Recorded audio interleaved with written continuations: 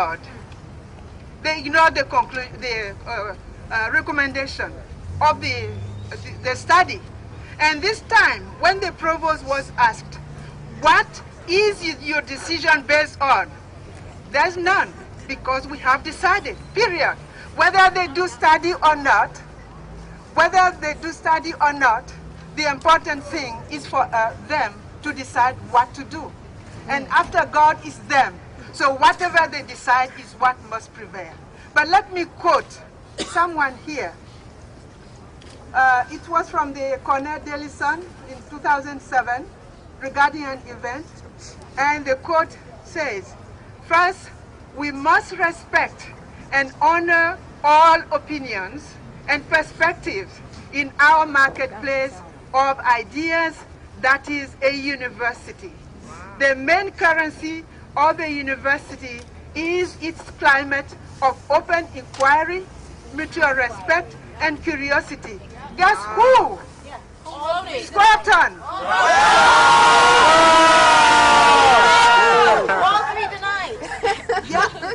So then, why in the world we did not deserve to be given the opportunity to voice our concern? Can you hold this so I can flip my page here? Mic check. Is it working? All right. Come on. Okay. Okay. It's working now? Yeah. Great. Okay. So what I want to say, there are three things. The deceptive correlation between the PhD program and moving to art and sciences. That's right. It's deceptive. Yes. We don't want to What go. is the correlation? Is anyone here studying statistical method when you draw correlation, positive, negative correlation? There's none.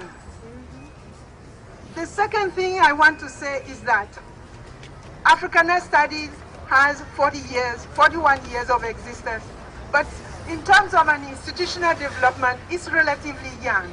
So we have not produced enough Africana graduates to teach in the Africana Center. Therefore, the majority of us, actually all of us teaching there, we graduated in the other institutions, regular other institution, the same institution those people in art and sciences graduated from. Professor Harris here graduated from Northwestern University. I understand this is where President Scotton graduated from. Professor Carol Boyce Davis, Howard University. I graduated from the University of Chicago. So can you tell me, what in the world the people in art and sciences will be able to do that we do not have the intellectual capacity to do?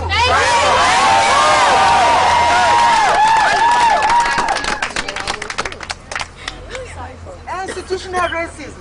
I used to have an office just behind you, Uris Hall. I had a joint appointment with Women's Studies, which is based in art and sciences. I had a horrible experience. After 8 years, I served on their committees. I studied, I published.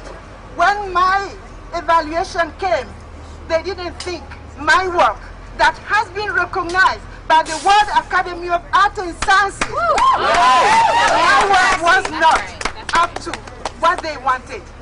They did exactly what they're doing now. They made their decision just before Christmas, 1998, threw it on my face and dispersed. There was no one to answer according to the institutional requirements, no one to answer any of my questions. So is it what you want us to go back to?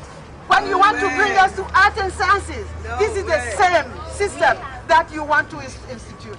So here, I'm speaking also personally and on behalf of the Black Professional Women's Forum, whose members, many are not here. Carol is here, a member. Professor Margaret Washington is out of town. Professor Josephine Allen, out of town. But I'm speaking on our behalf. And so I want to voice my concern. It was outrageous. It was simply outrageous. The arrogance, the lies, the sense that I have the power, I'm going to use it no matter what. It's simply appalling. They should be ashamed of themselves. Ashamed of themselves. Institutional racism is real. Maybe individually they have their black friends, they speak to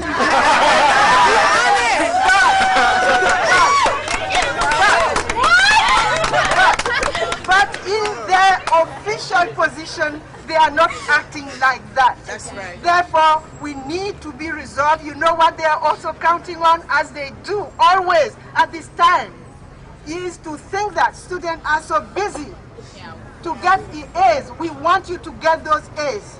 But we want you to get the A's and go outside and be capable of analyzing the real world, the contradiction, and take action. You won't be able to do it if you're not able to respond to this situation. So I'm glad that you're here. Make sure that you answer, come to all the calls so that they will understand that we're teaching you the critical mind and you're using that critical capacity to analyze them before you go into the marketplace. So they will know we do a good job educating you. So I'm proud of you.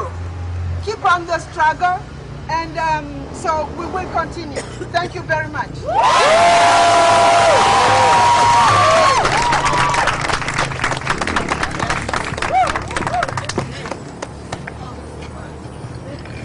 All right, so next we had scheduled Professor Edmondson. Is Professor Edmondson here yet?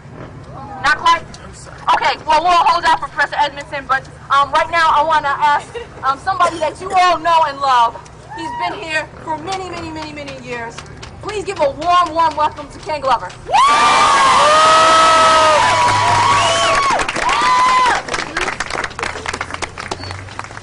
Okay.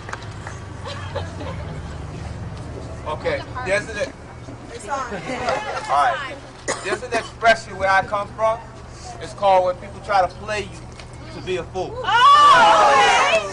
We gotta put this in perspective. We're not stupid. That's right. You can't call us up into a room and say and claim that you want to have a dialogue with us and then say, this is how it's gonna be. And then say, trust me. I have experience with that. I know what that's about.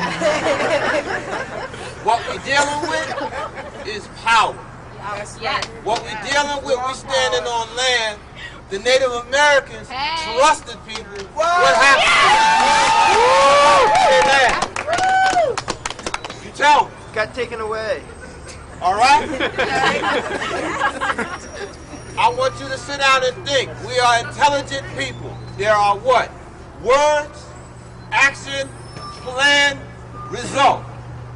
When you call me in the room and you sit down and you claim you want to have a dialogue with me, a dialogue is a give and a take, not a take. This is about control, money, power, and domination. Yeah. Domination in regard to people think that we're going to sit here and let you take from us what we built. That we're going to be peaceful, that we're going to sit down here and we're stupid. You think you can buy us and give us hush money, $1 million for our history, our ancestors? Yes. No.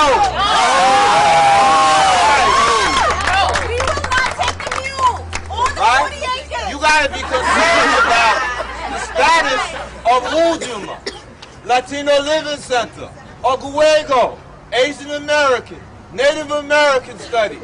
Look at what's happening. The model is this. The model is they're hoping that they can intimidate you and make you be afraid and make us not stand out here and give our opinions. It ain't going down like that. We've been through this before. We've been through petitions. We've been through writing letters, and we've been through reason. If reason don't work, then you got to go to another way. You got to go the way Dr. King went. You got to go the way that Malcolm went when he said, by any means necessary. You want to reason? Then we will reason. If you don't want to reason with us, And this is about white supremacy, about getting us in the room to dismantle our program, to sit down and tell us after 40 years, trust me,